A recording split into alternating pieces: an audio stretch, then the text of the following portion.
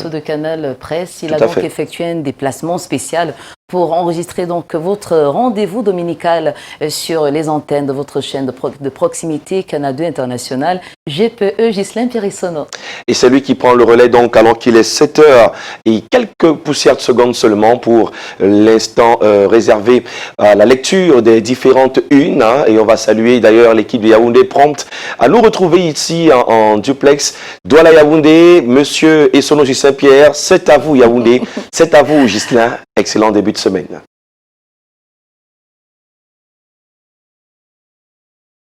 Bonjour Aimé, bonjour Patricia, je vous accueille le cœur enflammé de joie et merci pour ces vœux les meilleurs en ces débuts de semaine. Je vous retourne d'ailleurs la chandelle. Bienvenue à vous, je vous accueille, disais-je tantôt, le cœur enflammé de joie, mais également les millions de téléspectateurs de Canal 2 International, ceux du Cameroun et du monde entier qui sont tous chargés faute d'informations. Bienvenue donc à la revue de presse sur Canal Matin et donc sur Canal 2 International. C'est pas encore fait, c'est pas encore cela tout à fait, mais c'est tout comme. En tout cas, l'indication est du journal L'Indépendance, édition de ce jour, l'indépendant qui décèle du management actuel des institutions politiques camerounaises qu'on est reparti vers ce qu'il appelle une succession constitutionnelle. Une succession constitutionnelle qu'il décèle donc de la part d'un certain nombre de faits et gestes suivant l'évolution institutionnelle, notamment celles qui sont prévues dans la loi de 1996 qui portait révision de la constitution du Cameroun. Et selon le journal, le fait est que il nous met à l'oreille justement de cette puce que la session parlementaire dont on sait qu'elle est en cours depuis mercredi dernier, qu'elle est si ordinaire soit-elle, mais elle va connaître d'un texte à tout le moins extraordinaire qui devrait et qui pourrait modifier la loi fondamentale pour lui prescrire un poste à qui le pouvoir sera dévolu le moment venu. On est donc reparti, si l'on s'en tient à ces événements qui sont scrutés par le journal, vers une succession constitutionnelle au Cameroun. Cela a été le cas, se souvient-il, en 1982. Paul Biya était alors Premier ministre et justement, c'est la même loi fondamentale qui prévoyait qu'en cas de vacances de pouvoir, eh bien, c'est le Premier ministre qui devra prendre le pouvoir et le gérer comme tel. Pour Meyome Salah Hebdo, tout aussi en kiosque ce matin, pourtant, eh bien, tout est prévu. Révise-t-il littéralement dans la loi fondamentale, la Constitution, celle qui a été révisée en 1996. Le président du Sénat, la Chambre haute du Parlement camerounais, assure la transition en cas du pouvoir des vacances, en cas de vacances du pouvoir. C'est ce qui est donc prévu par la Constitution camerounaise. Dans cette démocratie, au dire du journal, pas de place donc pour le marchandage, encore moins un certain nombre de concepts tels le gré à gré ou même d'autres concepts en termes de possibilités qui sont évoqués sur la place de l'opinion politique au Cameroun depuis octobre 2018. Il n'y aura donc pas de place pour cela. Dixit Meyoume Salah Hebdo qui martèle ce matin que, eh bien, la succession, si vous voulez, la gestion de la vacance du pouvoir est constitutionnellement prévue au Cameroun. Sans détour, le journal de Nestor Djatou s'y fait aussi. Ce n'est pas un sujet tabou, ce n'est plus le cas. Désormais, la démocratie permet aux Camerounais de pouvoir s'y exprimer, quelle que soit la nature et le type de sujet. Il faut en parler malgré le pic de la Covid-19 qui est en train d'être atteint au Cameroun. Eh bien, on parle aujourd'hui d'à peu près 10 000 personnes détectées positives et pratiquement 300 personnes qui sont décédées du fait de la Covid-19. Eh bien, voici les scénarios de l'alternance, indique sans détour. Il y a effectivement le mécanisme juridique, comme il y aurait le gré à gré, avec des figures des hommes d'ici, mais une question que se pose le jour du jour, édition de ce matin, eh bien, le gré à gré est-il possible en l'état actuel des choses au Cameroun? La réponse est négative, sauf à considérer une éventuelle révision de la loi fondamentale, la Constitution, et alors il sera rendu possible une éventuelle passation de pouvoir de gré à gré, en comptant bien entendu avec l'assentiment des élus de la nation, pour parler ainsi des députés d'une part et d'autre part les sénateurs, mais il faudra également compter avec l'assentiment du peuple camerounais, un peuple dont le quotidien, l'édition de ce jour, dit qu'il est souverain, pour parler du peuple camerounais. Et d'ici à ces possibilités, pour parler de l'alternance au sommet de l'État au Cameroun, il faudra combattre la Covid-19, la pandémie qui est également notamment en expansion au Cameroun, avec force argument. C'est en cela que Cameroun Tribune, le quotidien camerounais à capitaux publics, ouvre le bal de ce don du président de la République au service de la lutte contre la Covid-19, la pandémie du siècle. Une ambulance et du matériel adéquat qui ont été transmis vendredi dernier, rappelle-t-il, par Paul Atanga-Nji, le ministre camerounais en charge de l'administration territoriale, à l'adresse du ministre Manaouda Malachi, en charge de la santé publique au Cameroun. Le quotidien, également en kiosque ce matin, s'offre d'ailleurs une part de ce don présidentiel. Il s'est agi, rappelle-t-il, d'un renforcement des capacités de lutte contre la Covid-19. Réalité de Paul Ngouaré-Kindi traite également de cette information ce matin et il parle même d'un amour parfait entre Paul Biya, le chef de l'État, et le personnel médico-sanitaire au Cameroun, dont il sait qu'il est justement au front, parfois au prix de la vie, au prix de leur vie, pour parler ainsi des personnels médico-sanitaires. Et les voilà, les quelques 10 000 masques chirurgicaux qui ont donc été transmis par le ministre Paul Atanga-Nji au ministre de la Santé publique. Défi actuel également en kiosque ce matin, élargit le débat sur l'action publique contre les effets de la pandémie, la Covid-19. C'est ainsi que les écoles primaires et secondaires du Cameroun, relevant cette fois-là du secteur privé, ont été soutenues à hauteur de 6,5 milliards de francs CFA au titre justement de la subvention annuelle que l'État du Cameroun met à la disposition notamment de ces écoles à la fois primaires et secondaires relevant de l'ordre privé de l'enseignement au Cameroun. Info Matin, le journal de Dieudonné Mveng ne lâche pas prise puisqu'il persiste à mettre en exergue ce don du chef de l'État, le président de la République Paul Biya, au bénéfice du corps médical camerounais. Eh bien, une façon de prendre soin, selon le journal, de la poule aux œufs d'or pour qualifier ainsi les personnels médico-sanitaires au Cameroun. Intégration, le journal de Dieudonné, que dis-je, de Thierry Ndong Owona, intègre pour sa part cependant une dimension de la lutte et du financement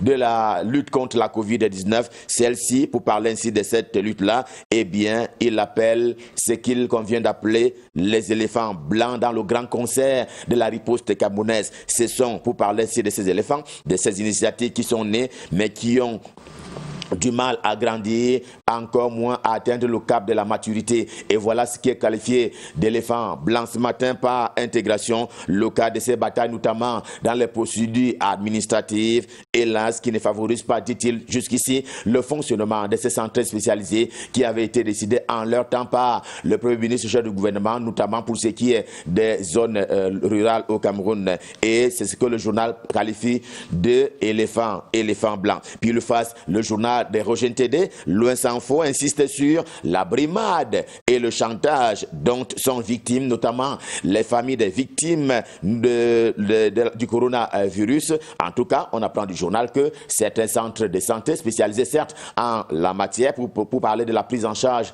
contre la Covid-19, que certains brillent hélas par cette façon de faire, une façon de faire qui tue 2 fois les morts du coronavirus et qui augmente par ailleurs la douleur côté vivant, pour parler ainsi des descendants de ces victimes de la pandémie. On en vient maintenant avec le quotidien d'expression anglaise des Guardian Post au siège imposant qui est donc en kiosque ce matin. Question de remarquer cette constante sollicitude à l'adresse du Premier ministre chef du gouvernement Joseph Dione Ngouté qui a été fait par lui le journal l'homme de l'année 2019. En tout cas, la nouvelle est tombée vendredi dernier au dire du journal, au vu bien entendu de son intense activité au cours de l'année 2019. Et le journal mentionne fort à propos son intense activité relativement au GDN, le grand dialogue national que le Cameroun avait abrité, tenu l'année dernière. C'était alors sur la colline d'Nkolnyada au palais de congrès de Yaoundé. De Herald Tribune, un autre journal camerounais d'expression anglaise,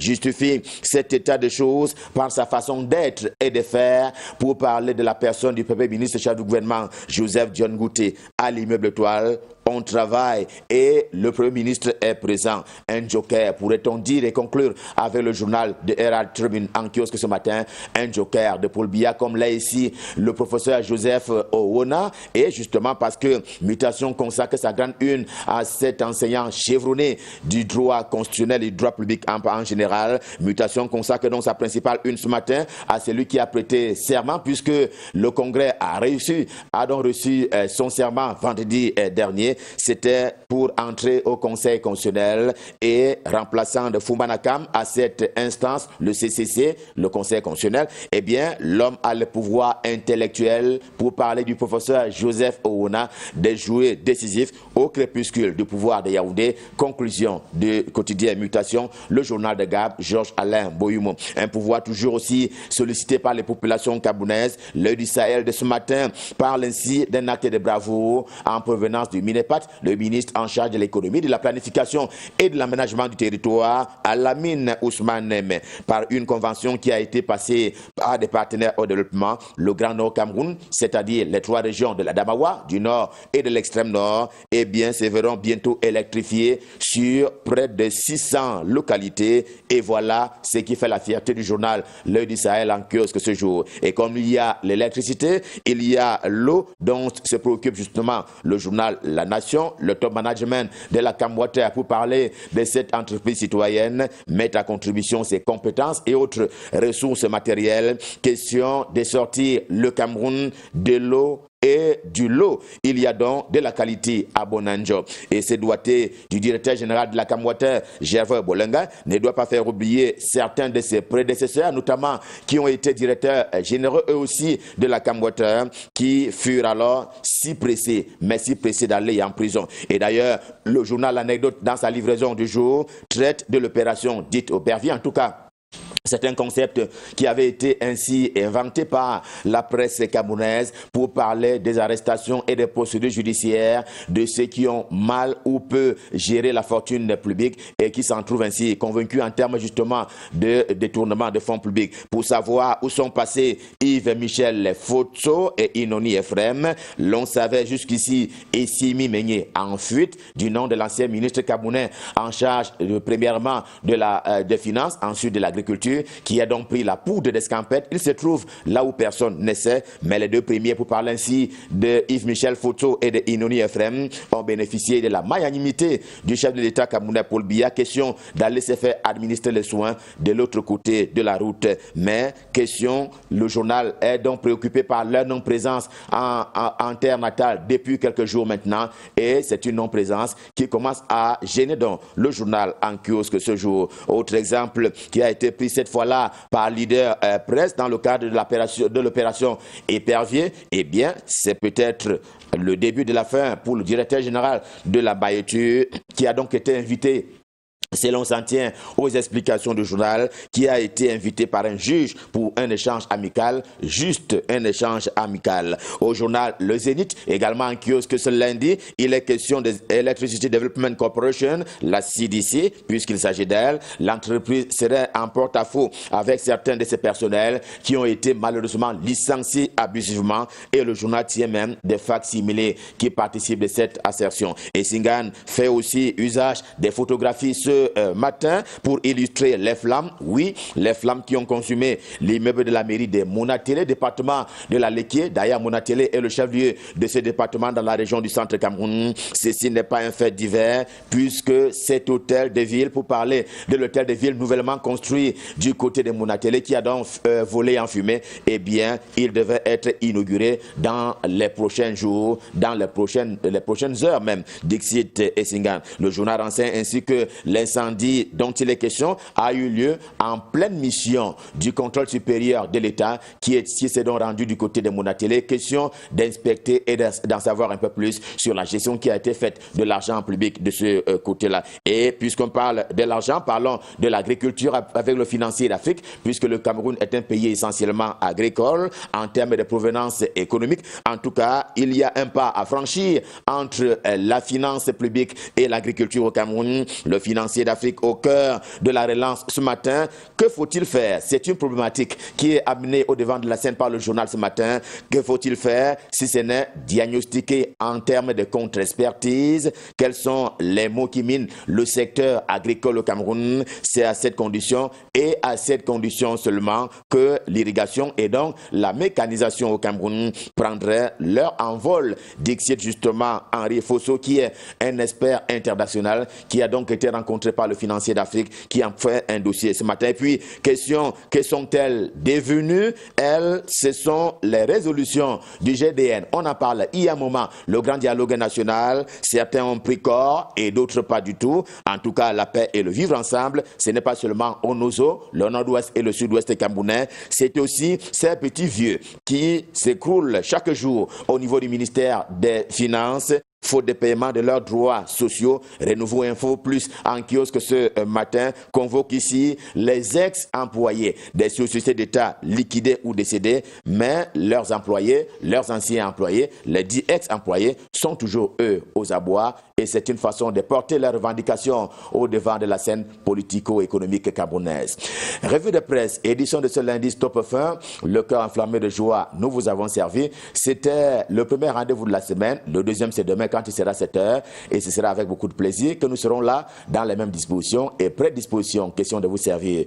Eux, ils sont tout aussi à votre service chaque matin pour tuer l'ennui, le vice et le besoin. C'est le duo de choc constitué d'Aimé et Patricia, tous les deux bien aimés à Yaoundé, au Cameroun et dans le monde entier. Je m'en vais immédiatement leur repasser le pouvoir pour la suite et la fin de Canal Matin. C'est à vous Aimé, c'est à vous Patricia, c'est à vous Douala. Merci pour ce retour de l'ascenseur GPE Ghislain Pierre-Essonneau qui sait si fort nous toucher évidemment dans le fond de notre cœur, on va le dire, avec beaucoup d'émotions aujourd'hui.